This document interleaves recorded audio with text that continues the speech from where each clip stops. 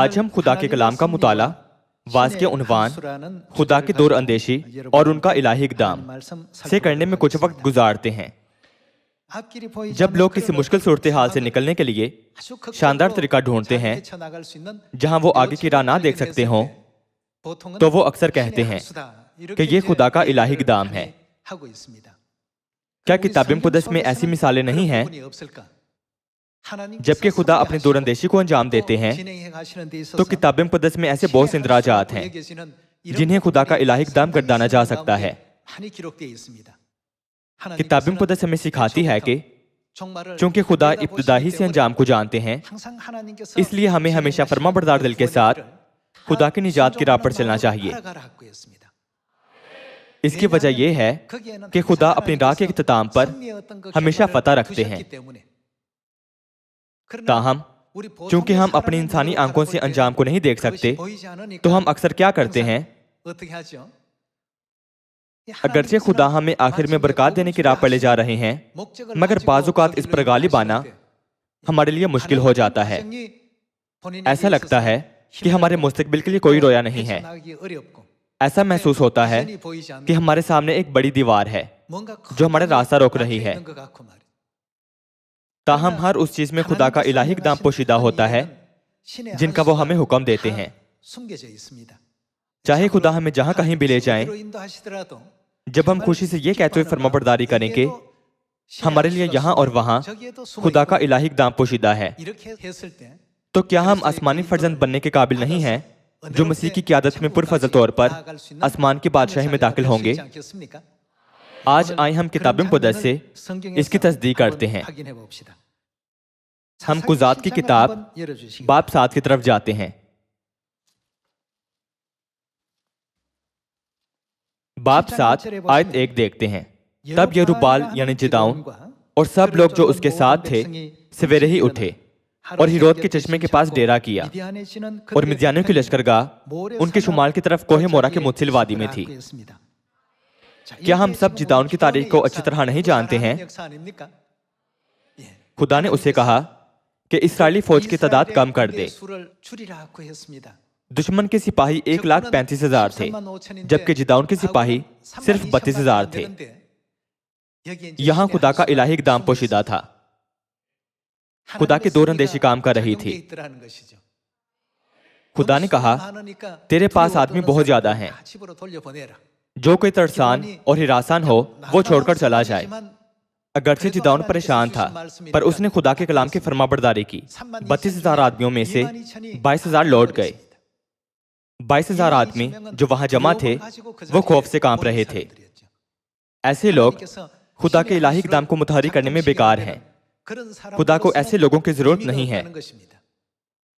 वो सब जो खौफ से कांप रहे थे घर चले गए और 10,000 आदमी रह गए। ताहम खुदा ने कहा कि आदमी अब भी ज्यादा हैं। जिदाउन ने पूछा, मैं इसे कैसे कम कर सकता हूं? खुदा ने कहा, इन्हें चश्मे के पास नीचे ले जा। मैं उनके पीने के तरीके को देखकर उनका इंतखाब करूंगा। अगरचे उन्होंने कहा, मैं बिल्कुल नहीं डरता, मैं आखिर तक खुदा पर तवक्कल करूंगा। खुदा ने कहा, वो जिन्होंने पानी पीने के लिए घुटने टेके वो घर लौट जाएं। जिदाउन को बकिया 300 आदमियों के साथ 1,35,000 सिपाहियों से लड़ना था। सूरत हाल नाउम्मीद लग रही थी। ऐसा लगता था कि इससे निकलने के लिए कोई राह नहीं है। ताहम वहां खुदा का इलाही इक़दाम था। उन्होंने वहां एक मौजज़े को मुतहर्रिक किया था। रात की तारीकी में जिदाउन ने 300 आदमियों को 100 आदमियों के 3 गिरोहों में तकसीम किया। उनके पास घड़े में एक मशल और एक हाथ में नरसिंगा था। आधी रात को उन्होंने मिद्यानियों की लश्करगाह को घेर लिया। जब मिद्यानी सो रहे थे तो अचानक उन्होंने हर तरफ घड़े टूटने, नरसिंगे फूंकने और लोगों के ललकारने की आवाजें सुनी कि यहोवा और जिदाउन की तलवार। तब मिद्यानी सिपाही ये सोचकर घबरा गए कि दुश्मन ने खेमे पर गहराई से हमला कर दिया है। एक लम्हा भी उनके होशो हवास बहाल नहीं हुए और उन्होंने एक दूसरे को तलवारों से मारना शुरू कर दिया। अंधेरे की वजह से वो देख नहीं सकते थे। आखिर में इस्राएली फौज के एक सिपाही को भी नुकसान नहीं पहुंचा था, सिर्फ मिद्यानी फौज हलाक हुई थी। हम इस्राएल की तारीख में ऐसा मंजर देख सकते हैं। ऐसे हालात में जो नामुमकिन नजर आते हैं, उनमें खुदा का इलाही इक़दाम पोशीदा होता है। लिहाजा हमें हमेशा किसे पूछना चाहिए? हमें खुदा से ये कहते हुए दुआ करनी चाहिए कि ऐ खुदा, बराह करम अपने इक़दाम को मुतहर्रिक कर दें ताकि हम जिदाउन की तरफ फतहयाब हो सकें। बराह करम खुशखबरी के लिए राह खोल दें। अगर हम हमेशा यूं खुदा की तरफ देखते हैं तो खुदा हमें हल यानी अपना इलाही इक़दाम देते हैं। लिहाजा हमारे प्यारे सिय्योन के खानदानी अराकीन को हमेशा याद रखना चाहिए कि वो जो हर काम को चलाते हैं वो खुदा हैं, जो इब्तिदा से अंजाम को जानते हैं। अगर हम इसे भूलते रहें तो बाज़ुकात सूरत हाल मायूस कुन, मुश्किल या तकलीफदेह हो जाती है। ताहम जब ऐसा महसूस हो कि हमारे सामने एक दीवार है तो इसमें खुदा का पोशीदा इक़दाम होगा। खुदा अपने इलाही इक़दाम को मुतहर्रिक करेंगे। क्या जिदाउन की फौज ने शिकस्त खाई थी या फतहयाब हुई थी? 300 आदमियों के साथ खुदा ने 1,35,000 लोगों को खौफजदा किया। खुदा ने अपने मौजूदाती इक़दाम को मुतहर्रिक किया ताकि वो दोबारा कभी भी इसराइल पर हमला ना करें। सिर्फ यही मिसाल नहीं है, हम पैदाइश बाब 6 से देखते हैं। पैदाइश बाब 6 आयत 13 में यह लिखा है कि और खुदा ने नूह से कहा कि तमाम बशर का खात्मा मेरे सामने आ पहुंचा है, क्योंकि उनके सबब से जमीन जुल्म से भर गई। सो देख, मैं जमीन समेत उनको हलाक करूंगा। तू गोफर की लकड़ी की एक कश्ती अपने लिए बना, उस कश्ती में कोठरियां तैयार करना और उसके अंदर और बाहर राल लगाना, और ऐसा करना कि कश्ती की लंबाई 300 हाथ, उसकी चौड़ाई 50 हाथ और उसकी ऊंचाई 30 हाथ हो। और उस कश्ती में एक रोशनदान बनाना और ऊपर से हाथ पर छोड़कर उसे खत्म कर देना, और उस कश्ती का दरवाजा उसके पहलू में रखना और उसमें 3 दर्जे बनाना, निचला, दूसरा और तीसरा। और देख, मैं खुद जमीन पर पानी का तूफान लाने वाला हूँ ताकि हर बशर को जिसमें जिंदगी का दम है दुनिया से हलाक कर डालूं, और सब जो जमीन पर हैं मर जाएंगे। यूं खुदा ने नूह और उसके खानदान को बचा लिया, जबकि तमाम सरकश लोगों का इंसाफ करते हुए उन्हें जमीन पर पानी से हलाक कर दिया। हम पैदाइश की किताब में इस तारीख की तस्दीक कर सकते हैं। जब खुदा ने नूह और उसके खानदान को बचाने के लिए कश्ती का नक्शा तैयार किया तो उन्होंने उसमें अपना हैरत अंगेज इलाही इक़दाम शामिल किया। कश्ती को दुरुस्त सिमत में चलाने के लिए पतवार की जरूरत होती है। नीज चूंकि कश्ती खुद आगे नहीं बढ़ सकती, इसलिए उसमें बादबान और मसूल होना चाहिए। कश्ती के लिए पतवार और मसूल बहुत जरूरी हैं। इसके बावजूद कश्ती के नक्शे में इनमें से एक भी नहीं था। ऐसा कुछ नहीं था जो मस्तूल की जगह इस्तेमाल हो सके। उसमें ना तो पतवार और ना ही मस्तूल था। फर्ज करें कि किसी शख्स ने कश्ती की सिमत और रफ्तार को काबू में करने के लिए बादबान का इजाफा किया, जिसे खुदा ने खुद तरतीब दिया था। क्या उसकी कश्ती कोहे अरारात की चोटी पर बाहिफाजत पहुंच सकती है जैसे खुदा चाहते थे? ऐसा हरगिज नहीं हो सकता। कोहे अरारात तुर्की में है, बस ये इसराइल से बहुत दूर है। जब जमीन पानी से भर गई तो अगर कश्ती में बादबान, चप्पू और पतवार होती तो नूह और उसका खानदान ना बचता, वो अपनी जानें ना बचा पाते।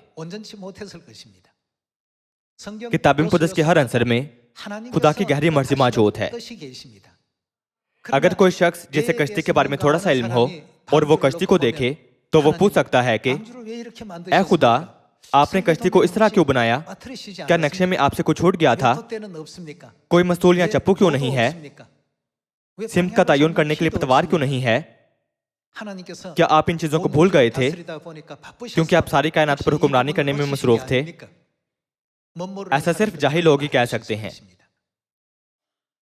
जब खुदा अपना काम अंजाम देते हैं तो वो हर चीज के अंजाम को शुरू ही से जानते हैं।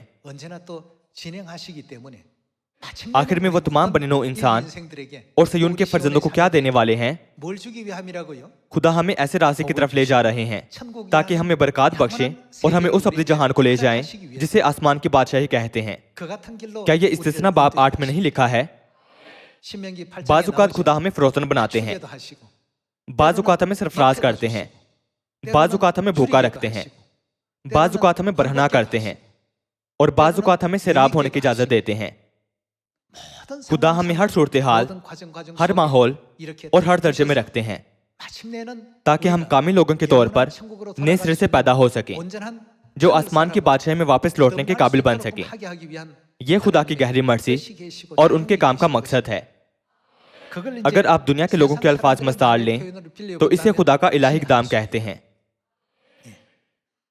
लिहाजा हमें खुदा के कलाम की फरमा बरदारी में शकुको शुबहात या हिचकिचाने की जरूरत नहीं है।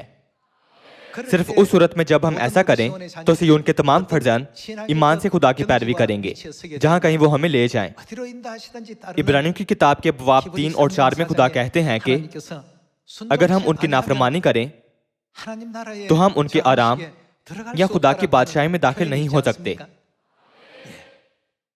आखिरकार हम ये कह सकते हैं कि नाफरमानी तब होती है जब हम खुदा के इलाही इक़दाम यानी उनकी गहरी मर्जी पर ईमान नहीं रखते। बहरे कुलज़म के बारे में सोचें। जब वो तकसीम हुआ था, बाहर निकलने का कोई रास्ता नहीं था। इसराइलियों के पीछे मिस्री फौज थी और उनके सामने बहरे कुलज़म था।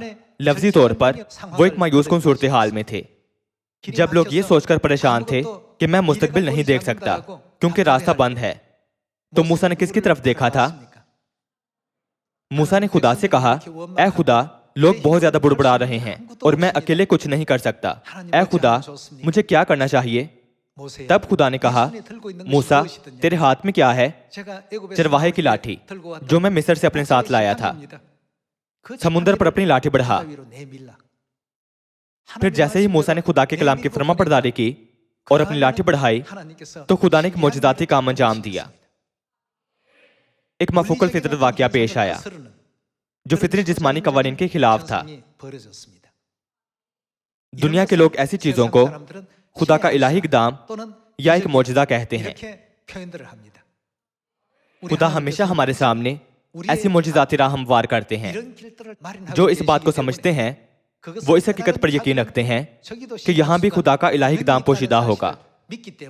यही वजह है कि ऐसे लोग खुदा की पैरवी कर सकते हैं जहां कहीं खुदा उन्हें ले जाए और वो सीधा आसमान की बादशाह की तरफ दौड़ सकते हैं। हमें खुदा पर कामिल ईमान रखना चाहिए और नूह की तरह उन पर तवक्कुल करना चाहिए।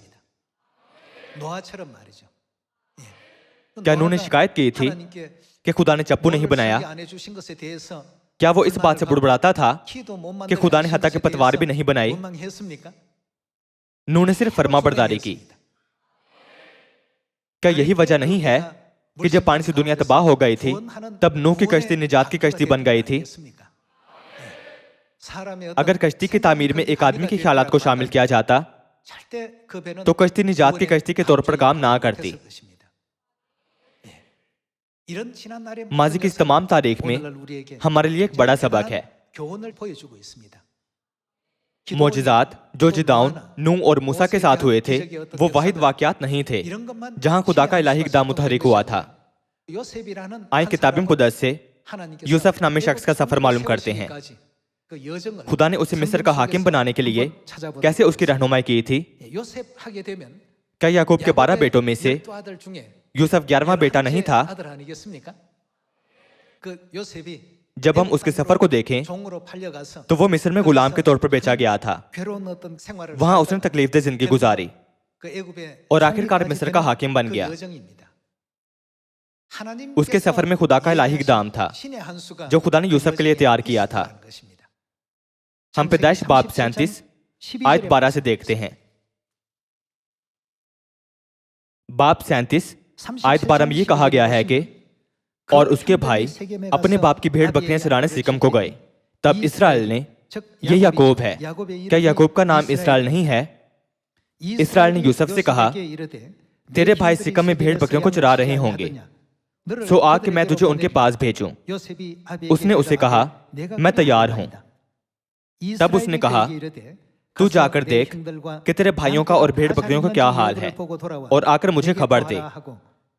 सो उसने उसे हब्रोन की वादी से भेजा और वो सिकम में आया। ताहम यूसुफ के भाई उसे नापसंद करते थे। इसकी वजह यह थी कि उनका बाप यूसुफ से ज्यादा प्यार करता था। अगरचे वो 12 बेटे थे, पर यूसुफ सबसे लाडला था और उसे ज्यादा मोहब्बत मिली थी। याकूब यूसुफ के लिए आराइशी चोगा बनाता था। बेशक कोई भी वालिदैन अपने बच्चों के साथ इम्तियाजी सलूक नहीं करेंगे। इसके बावजूद चूंकि यूसुफ ने अपनी मां को खो दिया था, इसलिए वह याकूब के दिल में खास मकाम रखता था। ताहम उसके भाई उसे हसद करते थे और वाकई उसे नफरत करते थे। आयत 18 देखते हैं, और जो ही उन्होंने उसे दूर से देखा तो पेशतर इसे के वो नजदीक पहुंचे, उसके कत्ल का मंसूबा बांधा और आपस में कहने लगे, देखो ख्वाबों का देखने वाला आ रहा है, आओ अब हम उसे मार डालें और किसी गड्ढे में डाल दें और ये कह देंगे कि कोई बुरा दरिंदा उसे खा गया, फिर देखेंगे कि उसके ख्वाबों का अंजाम क्या होता है। तब रोबी ने यह सुनकर उसे उनके हाथों से बचाया और कहा, हम उसकी जान ना लें। रोबिन बूढ़ा था और जब उसने बातें सुनी कि वो क्या मंसूबा बना रहे हैं, तो यूसुफ को उनके हाथ से बचाने की कोशिश की। और रोबी ने उनसे यह भी कहा कि खून ना बहाओ, बल्कि उसे इस गड्ढे में जो बियाबान में है डाल दो, लेकिन उस पर हाथ ना उठाओ। वो चाहता था कि उसे उनके हाथ से बचाकर उसके बाप के पास सलामत पहुंचा दे। जैसा कि हम देख सकते हैं कि यूसुफ के भाइयों को उसे नफरत थी। आखिरकार उसके भाइयों ने उसे सुदागरों के हाथ बेच दिया। उसे बेचने का अमल आयत 26 में देखते हैं। तब यहूदा ने अपने भाइयों से कहा कि अगर हम अपने भाई को मार डालें और उसका खून छुपाएं तो क्या नफा होगा। आओ उसे इस्माइलियों के हाथ बेच डालें कि हमारा हाथ उस पर ना उठे, क्योंकि वो हमारा भाई और हमारा खून है। उसके भाइयों ने उसकी बात मान ली। फिर वो मिद्यानी सुदागर उधर से गुजरे। तब उन्होंने यूसुफ को खींचकर गड्ढे से बाहर निकाला और उसे इस्माइलियों के हाथ 20 रुपए को बेच डाला और वो यूसुफ को मिस्र में ले गए। यूसुफ को यूं बेचा गया था। बाब 39 आयत 1। और यूसुफ को मिस्र में लाए और पोतीफार मिस्री ने, जो फिरौन का एक हाकिम और जलवादारों का सरदार था, उसको इस्माइलियों के हाथ से जो उसे वहां ले गए थे खरीद लिया। और खुदाम यूसुफ के साथ था और वो एक बालमंद हुआ और अपने मिस्री आका के घर में रहता था। और उसके आका ने देखा कि खुदावंद उसके साथ है और जिस काम को वो हाथ लगाता है खुदावंद उसमें उसे एक बालमंद करता है। चुनाचे यूसुफ उसकी नजर में मकबूल ठहरा और वही उसकी खिदमत करता था और उसने उसे अपने घर का मुख्तार बनाकर अपना सब कुछ उसे सौंप दिया। यूं यूसुफ पोतीफार के घर में गुलाम के तौर पर रह रहा था। ताहम एक सूरत हाल थी जो उसे मजीद वहां रहने नहीं देती थी। हम आयत 7 की तरफ जाते हैं। आयत 7 में ये लिखा है कि इन बातों के बाद यूं हुआ कि उसके आका की बीवी की आंख यूसुफ पर लगी और उसने उसे कहा कि मेरे साथ हम बिस्तर हो, लेकिन उसने इनकार किया और अपने आका की बीवी से कहा कि देख, मेरे आका को खबर भी नहीं कि इस घर में मेरे पास क्या क्या है और उसने अपना सब कुछ मेरे हाथ में छोड़ दिया है। इस घर में मुझसे बड़ा कोई नहीं और उसने तेरे सिवा कोई चीज मुझसे बात नहीं रखी, क्योंकि तू उसकी बीवी है। सो भला मैं क्यों ऐसी बड़ी बदी करूं और खुदा का गुनाहगार बनूं। यूसुफ ने यह कहते हुए इनकार कर दिया था कि मैं खुदा के खिलाफ ऐसी बड़ी बदी नहीं कर सकता। आयत 10। और वो हर चंद रोज यूसुफ के सर होती रही, पर उसने उसकी बात ना मानी कि उसे हम बिस्तर होने के लिए उसके साथ लेटे। और एक दिन यूं हुआ कि वो अपना काम करने के लिए घर में गया और घर के आदमियों में से कोई भी अंदर ना था। तब उस औरत ने उसका पैराहन पकड़कर कहा कि मेरे साथ हम बिस्तर हो। वो अपना पैराहन उसके हाथ में छोड़कर भागा और बाहर निकल गया। जब उसने देखा कि वो अपना पैराहन उसके हाथ में छोड़कर भाग गया, तो उसने अपने घर के आदमियों को बुलाकर उनसे कहा कि देखो, वो एक इब्री को हमसे मजाक करने के लिए हमारे पास ले आया है। ये मुझसे हम बिस्तर होने को अंदर घुस आया और मैं बुलंद आवाज से चिल्लाने लगी। जब उसने देखा कि मैं जोर जोर से चिल्ला रही हूं, तो अपना पैराहन मेरे पास छोड़कर भागा और बाहर निकल गया। और वो उसका पैराहन उसके आका के घर लौटने तक अपने पास रखे रही। तब उसने ये बातें उससे कही कि ये इब्री गुलाम जो तू लाया है मेरे पास अंदर घुस आया कि मुझसे मजाक करे। जब मैं जोर जोर से चिल्लाने लगी तो वो अपना पैराहन मेरे ही पास छोड़कर बाहर भाग गया। यूं उसने यूसुफ के खिलाफ साजिश की थी। आयत 19। जब उसके आका ने अपनी बीवी की वो बातें जो उसने उसे कहीं सुन ली कि तेरे गुलाम ने मुझसे ऐसा सा किया तो उसका गजब भड़का और यूसुफ के आका ने उसको लेकर कैद खाना में जहां बादशाह के कैदी बंद थे डाल दिया। सो वो वहां कैद खाना में रहा, लेकिन खुदावंद यूसुफ के साथ था। क्या खुदा नहीं जानते थे कि यूसुफ पर नाहक इल्जाम लगाया गया था? खुदावंद यूसुफ के साथ था। उसने उस पर रहम किया और कैद खाना के दरोगा की नजर में उसे मकबूल बनाया। और कैद खाना के दरोगा ने, दारोगा कैदियों का सरदार था, सही? दारोगा ने सब कैदियों को जो कैद में थे यूसुफ के हाथ में सौंपा और जो कुछ वो करते उसी के हुक्म से करते थे। ये सब होने के बाद यूसुफ को कैद में डाल दिया गया। वहां वो शाही मिस्र के सबसे बड़े साकी और नानपत से मिला था। उन दोनों ने रात को ख्वाब देखे और बाद में सरदार साकी को बहाल कर दिया गया और सरदार नानपस को उसी तरह कत्ल किया गया जैसा कि यूसुफ ने उनसे ताबीर में कहा था। कुछ अर्से बाद फिरौन ने ख्वाब देखे। जब वो ये कहते हुए परेशान था कि मैं नहीं जानता कि ख्वाबों की ताबीर क्या है, उस वक्त सरदार साकी को यूसुफ याद आया जिसने उसके ख्वाब की ताबीर बताई थी। जब उसने फिरौन को इस मामले की इतला दी तो फिरौन ने यूसुफ को बुलाकर उससे ख्वाबों की ताबीर करवाई। फिरौन को उसकी ताबीर पुरफजल मालूम हुई। आइए हम बाब 41 आयत 37 की तरफ जाते हैं। ये उस वक्त हुआ था जब यूसुफ ने फिरौन के ख्वाबों की ताबीर बताई थी। ये बात फिरौन और उसके सब खादमों को पसंद आई। तो फिरौन ने अपने खादमों से कहा कि क्या हमको ऐसा आदमी जैसा ये है जिसमें खुदा की रूह है मिल सकता है? और फिरौन ने यूसुफ से कहा, क्योंकि खुदा ने तुझे ये सब कुछ समझा दिया है इसलिए तेरी मान दानिशवर और अक्लमंद कोई नहीं। सो तू मेरे घर का मुख्तार होगा और मेरी सारी रियायत तेरे हुक्म पर चलेगी। फक्त तख्त का मालिक होने के सबब से मैं बुजुर्गतर होऊंगा। आयत 41। और फिरौन ने यूसुफ से कहा कि देख मैं तुझे सारे मुल्क मिस्र का हाकिम बनाता हूँ। और फिरौन ने अपनी अंगूठी अपने हाथ से निकालकर यूसुफ के हाथ में पहना दी और उसे बारीक की तान के लिबास में आरासा करवाकर सोने का तोक उसके गले में पहनाया। और उसने उसे अपने दूसरे रथ में सवार कराकर उसके आगे आगे ये मुनादी करवा दी कि घुटने टेको, और उसने उसे सारे मुल्क मिस्र का हाकिम बना दिया। और फिरौन ने यूसुफ से कहा, मैं फिरौन हूँ और तेरे हुक्म के बगैर कोई आदमी इस सारे मुल्क मिस्र में अपना हाथ या पांव हिलाने ना पाएगा। और फिरौन ने यूसुफ का नाम सिफनात फनी रखा और उसने ओन के पुजारी फोतीफरा की बेटी आसिनात को उसे ब्याह दिया और यूसुफ मुल्क मिस्र में दौरा करने लगा। उस वक्त यूसुफ 30 बरस का था। आयत 46।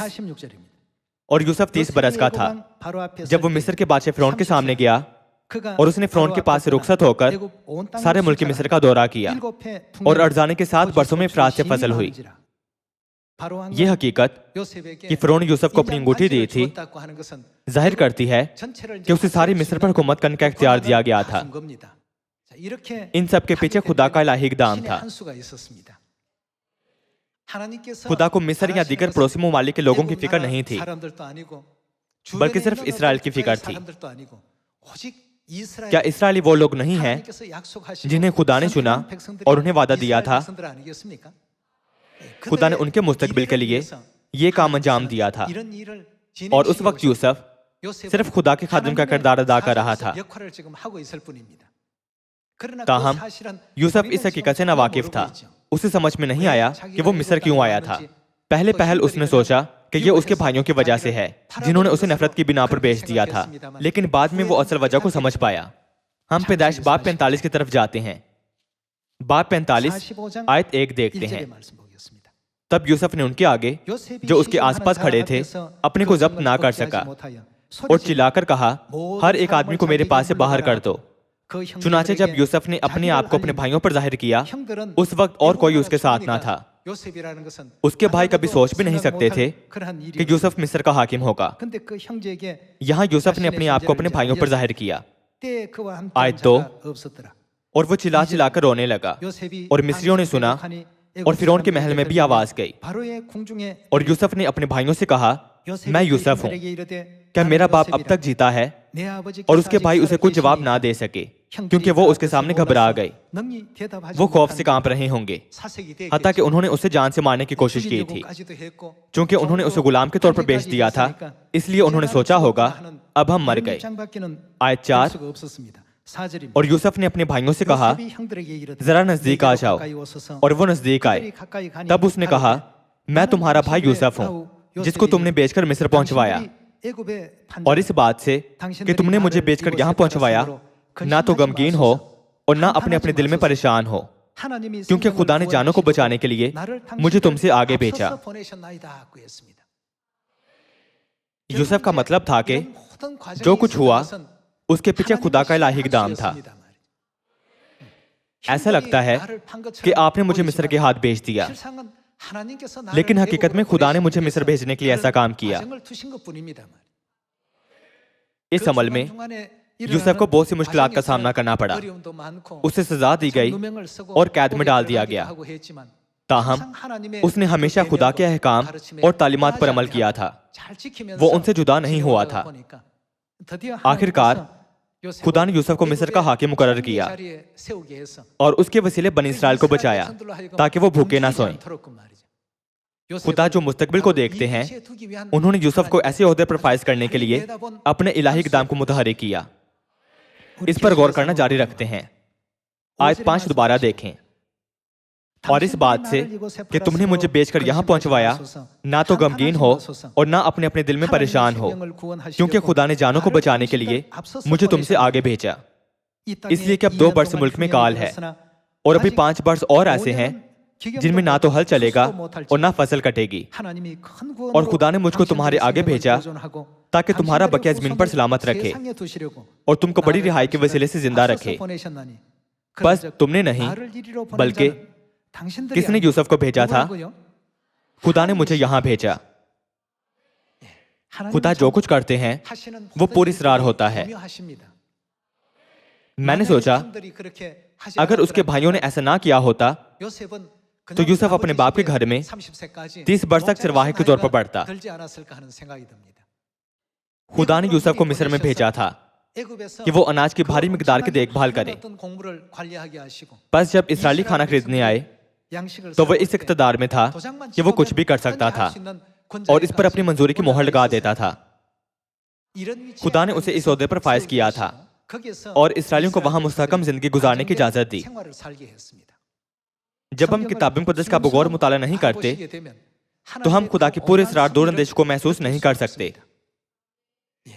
जब हम इस सारे अमल को देखें तो क्या आलमी गांव में खुदा की इजाजत के बगैर सब कुछ हो रहा है? नहीं। खुदा चाहते हैं कि आसमानी लोग बालिग हो जाएं और सलामती के साथ अब्दी आसमानी घर लौटें। यह खुदा का आखिरी इक़दाम है। न सिर्फ खुदा बाप इस ज़मीन पर आए थे, बल्कि मुकाशफा की किताब बाब 22 के मुताबिक कौन हमारी देखभाल के लिए आया था? खुदा ने रुल कुद्स के जमाना में अपना आखिरी पोशीदा इक़दाम रखा था। दुनिया में कोई इसके बारे में नहीं जानता। आसमानी माँ की सच्चाई हमें बख्शी गई है, लेकिन उन्हें नहीं दी गई। यह खुदा का इलाही इक़दाम है। उन्होंने अपने इक़दाम को मुतहर्रिक किया ताकि फर्जंद जो रूह और दुल्हन की रहनुमाई में है अब्दी आसमानी घर को लौट सकें। यूं खुदा के तैयार करदा बेशकीमत दूरंदेशी सब्बत का दिन, नए अहद की फसा, मसीह की दूसरी आमद की सच्चाई और नई यरूशलेम आसमानी माँ की सच्चाई में मिल सकती है। खुदा तमाम सच्चाइयों में अपना इलाही इक़दाम मुतहर्रिक करते हैं। इस वजह से आखिर तक मुकाशफा बाब 14 के मुताबिक जहां कहीं बरा हमें ले जाए, हमें क्या करना चाहिए? अभी कौन हमारी रहनुमाई कर रहा है? हम सब जानते और ईमान रखते हैं कि खुदा ही हमारी रहनुमाई करते हैं। अगरचे बहरे कुलज़म ने इसराइलियों को रोक रखा था, लेकिन खुदा की तरफ से रास्ता बनाने का इक़दाम था। अगरचे जिदाउन के सिपाहियों की तादाद दुश्मनों की निस्बत बहुत कम थी, पर खुदा ने कहा कि तादाद को कम कर दे। वहां भी खुदा का एक दाम था। ऐसा लगता है कि यूसुफ अपने भाइयों की नफरत की वजह से मिस्र में गुलाम के तौर पर बेचा गया था। ताहम ये खुदा थे जिन्होंने उसे मिस्र भेजा और उसे हाकिम बनाया। अगर आप लापरवाही से किताब मुक़द्दस का मुताला करें तो शायद ये महज वाकयात नजर आए, लेकिन इस सारे अमल में किसका इक़दाम था? यहां और वहां खुदा का इक़दाम काम कर रहा था। इसलिए अगर ये बाप की राह और माँ की तालीमात हैं तो हम जहां कहीं भी हों और जो भी करें हमें खुदा के शुक्रगुजार होना चाहिए। अगर हम अपना रास्ता खुद चुनते हैं तो ये कश्ती के लिए बादबान, मस्तूल और पतवार बनाने के मुतरादिफ है।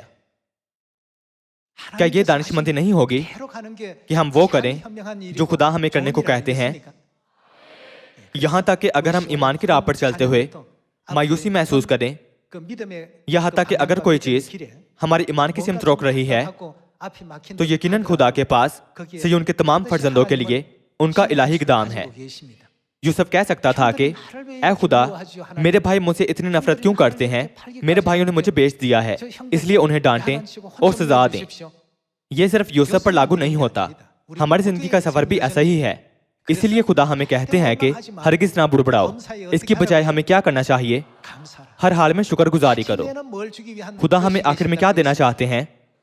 हमें बरकत और आसमान की बादशाही देने की गर्ज से ये खुदा की दूरंदेशी का अमल है।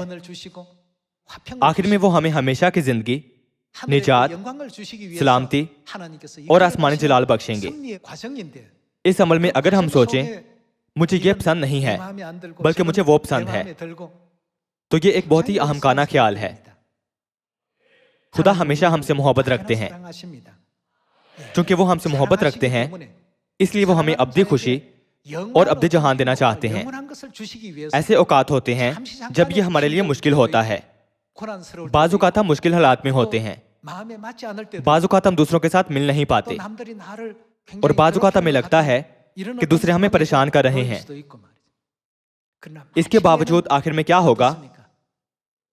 पहले पहल यूसुफ ने अपने भाइयों के बारे में ऐसा सोचा, मगर क्या वो समझ नहीं सका था कि उसकी सारी जिंदगी में खुदा की दूरंदेशी थी? आइए हम अपनी जिंदगियों पर एक नजर डालें।